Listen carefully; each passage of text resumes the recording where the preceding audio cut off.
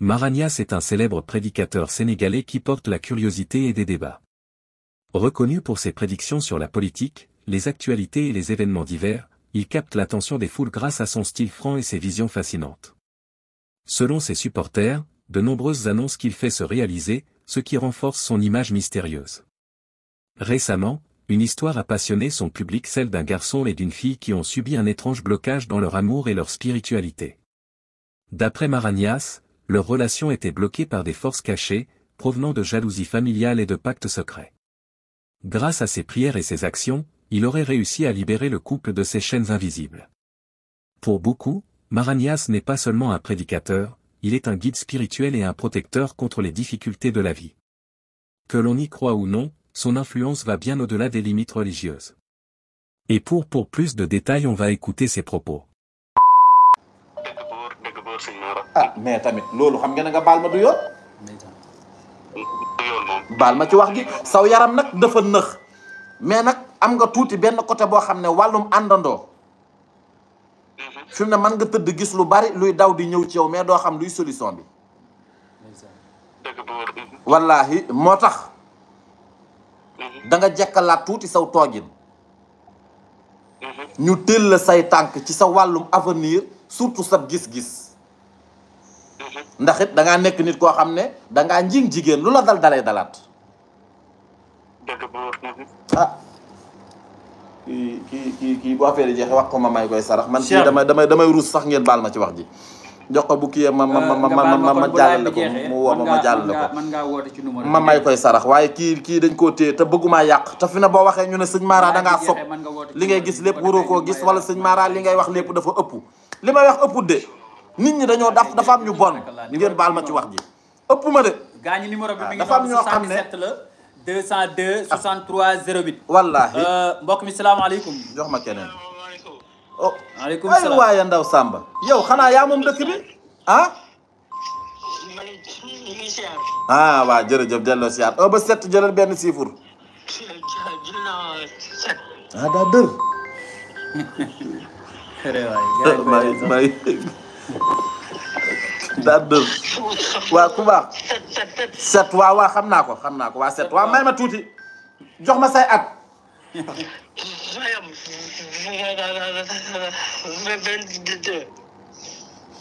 fukki baat na neex a seetaan Cheikh bi est-ce que doo coupé dugaat non waa xaaral danaa la seetal waaw xaaral may ma tuuti ku baax ñeent juróom ñaar yàlla bind na ku ne ma ne wala nga may ma après nga duggaat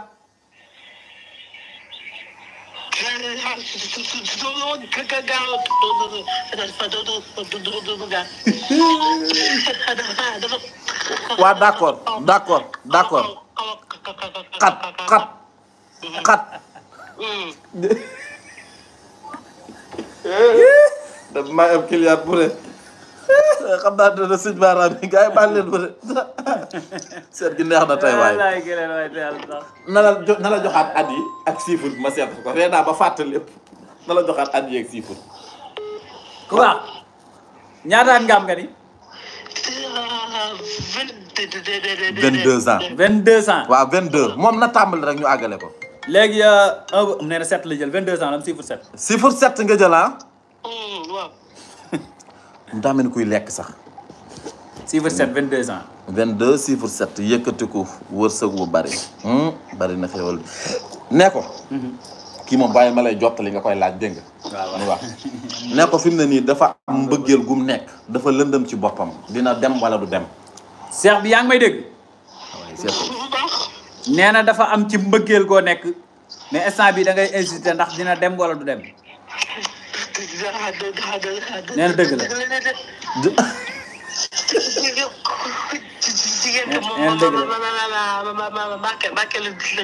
Mbàkke waaw jaru ko sax nga ñu wax fi mu dëkk moom it day saar yi buñ ma doon wax toj réew mi waa léegi yàlla xam ne ne mënu ma ko damay kii sax nii c'est que moom loolu lay seetlu ay relation ne ko sëñ bi nee na ay mbëggeel ngay seetlu mbëggeel gi dina baax nee na Cheikh bi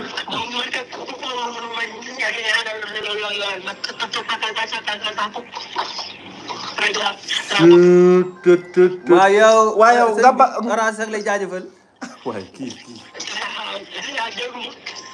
Orange. gaa yaa ko wala gaa yaa koy reer bet. Orange. waaye kii lu wax ba leen rek.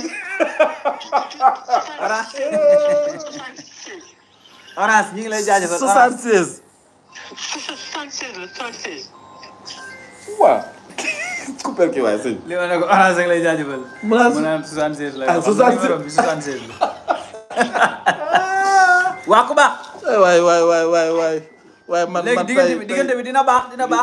ne ko sëñ bi nee na dina baax. ne ko loolu moo lan moo taxoon muy woote.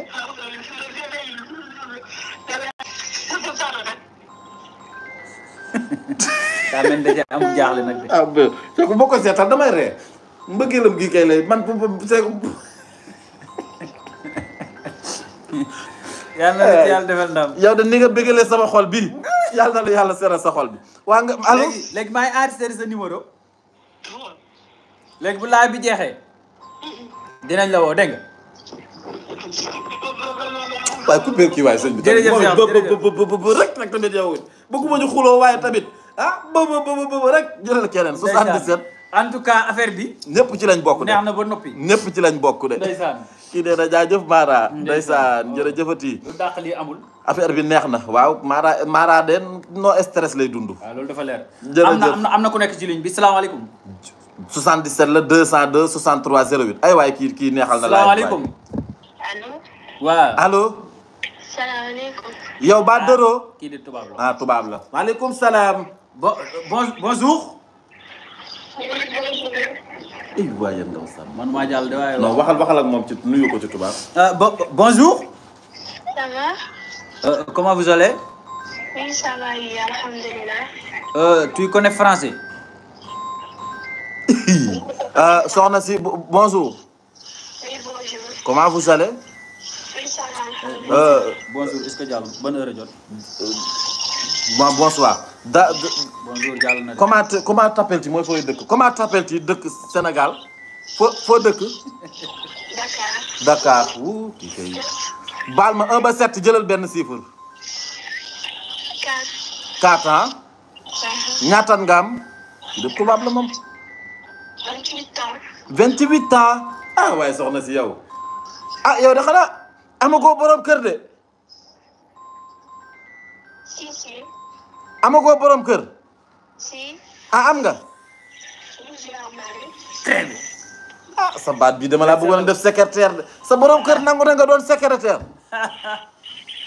non. je sais pas. je sais pas.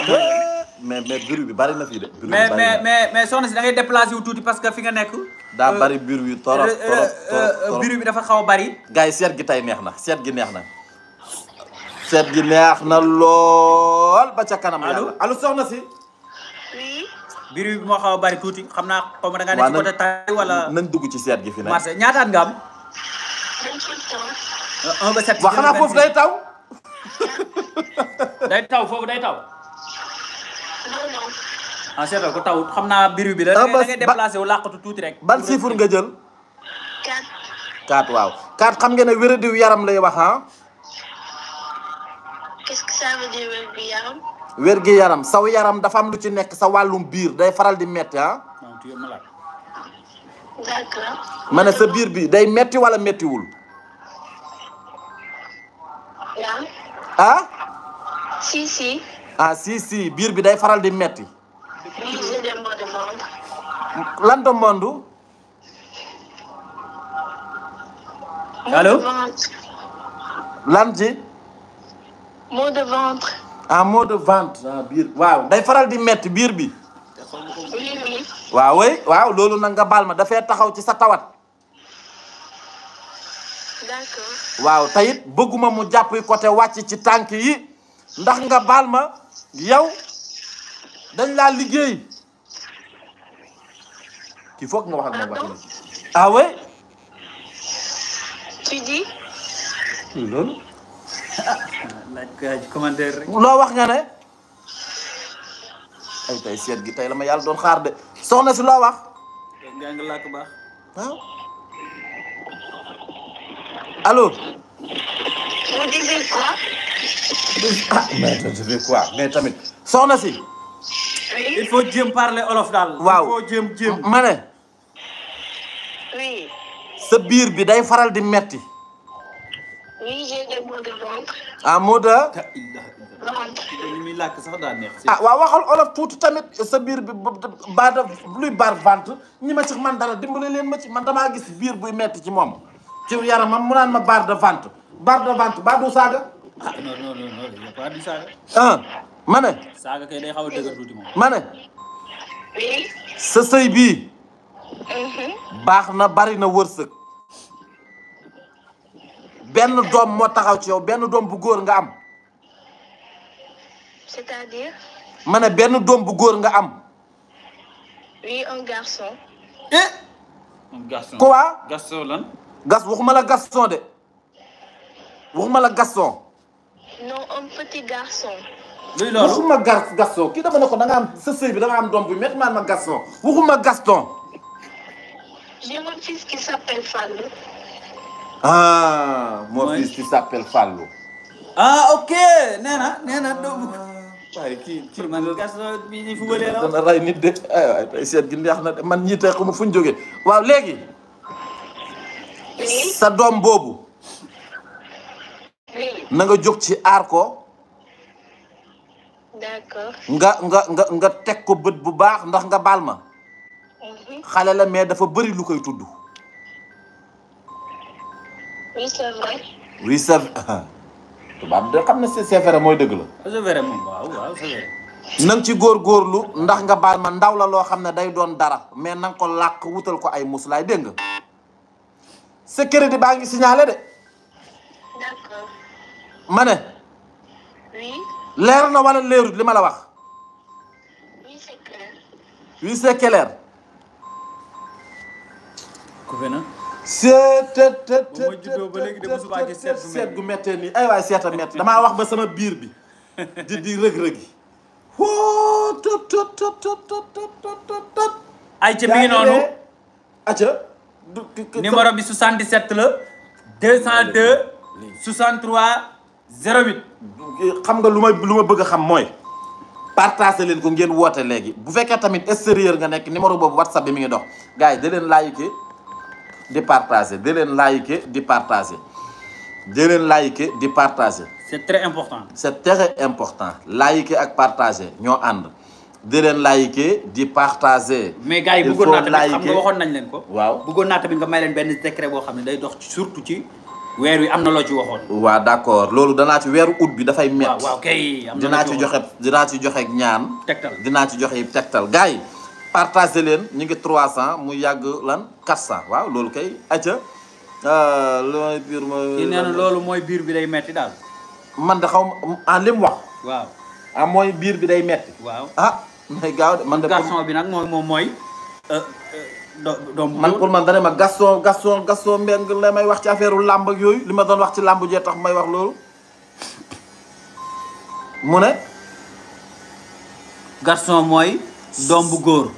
loolu la garçon mooy doom bu góor. ah Gaston. waaw. man war damaa jàngi français de. man de mosumaa xam loolu.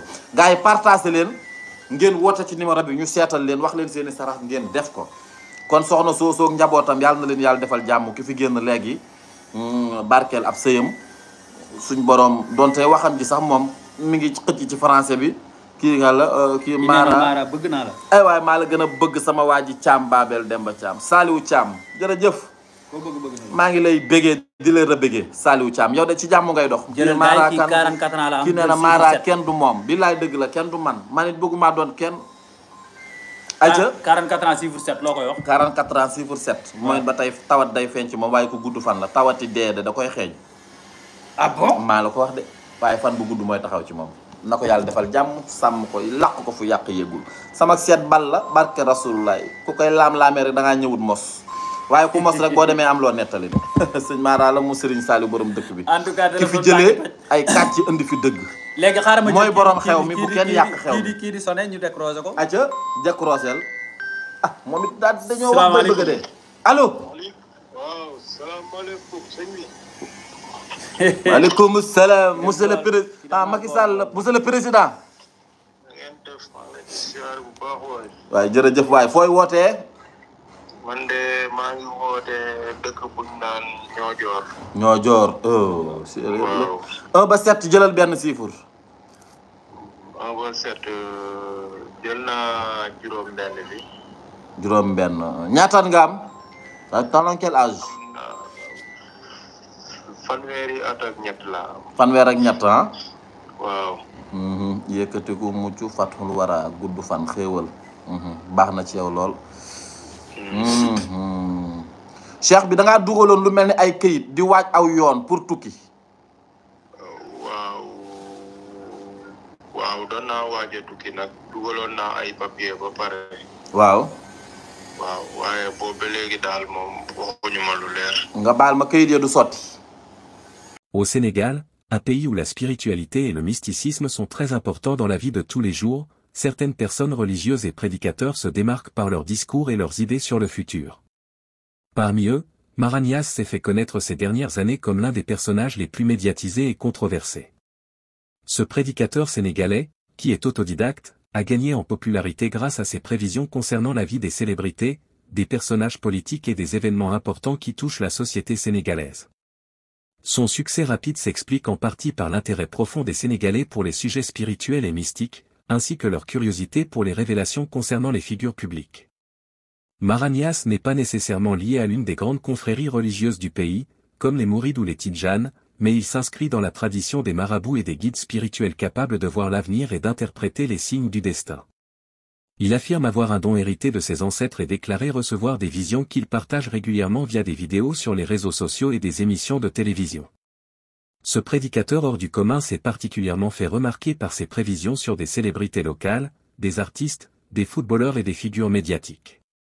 Il mentionne, parfois avec une précision surprenante, des accidents, des succès inattendus, des séparations ou encore des événements importants dans la vie de ces personnages connus. Ce talent pour captiver le public lui a rapidement apporté une large audience, notamment parmi les jeunes très actifs sur les plateformes numériques. Plus des célébrités du divertissement, Mara Niasse s'intéresse aussi à la politique. Il n'hésite pas à prédire le genre des hommes politiques sénégalais, entraînant à chaque fois des débats animés et des controverses. Certaines de ces annonces, jugées audacieuses ou provocatrices, alimentent les discussions et divisent l'opinion publique. Tandis que certains le voient comme un guide spirituel avisé, d'autres l'accusent de manipulation et de vouloir avant tout attirer l'attention sur lui. Les médias sénégalais, amis de ses déclarations spectaculaires, relataient souvent ses prévisions, renforçant ainsi son image de prédicateur unique. Ce phénomène s'inscrit dans une tradition africaine où les prophéties et les visions des hommes de Dieu jouent un rôle important dans la perception des événements sociaux et politiques. Dans un contexte où l'avenir du pays est souvent incertain, les paroles de Mara Niasse résonnent particulièrement auprès de ceux qui cherchent des réponses ou des éclairages sur leur propre vie et celle de la nation. En plus de ses prévisions, Mara Niasse se présente également comme un conseiller spirituel. Il donne des conseils pour apaiser les tensions, renforcer la foi et encourager la solidarité dans la société. Cependant, ses détracteurs lui reprochent de trop se concentrer sur les personnalités connues et les sujets sensationnels, laissant de côté les véritables préoccupations sociales. Malgré les controverses, son influence reste forte et il est l'un des prédicateurs les plus suivis du Sénégal. Son parcours montre l'importance continue des figures spirituelles dans la société sénégalaise, entre tradition mystique et modernité numérique.